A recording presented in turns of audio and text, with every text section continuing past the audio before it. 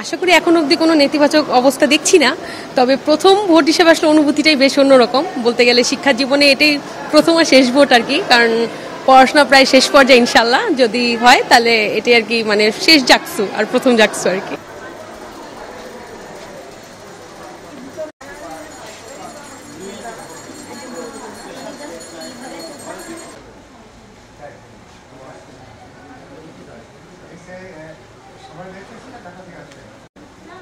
আগামী দিনে জাকসু এটাই প্রত্যাশা যারা পরবর্তীতে আসবেন যেন এর থেকেও বেশি টান টান উত্তেজনাপূর্ণ পরিবেশ যেন তারা ধরে রাখতে পারেন ইনশাল্লাহ।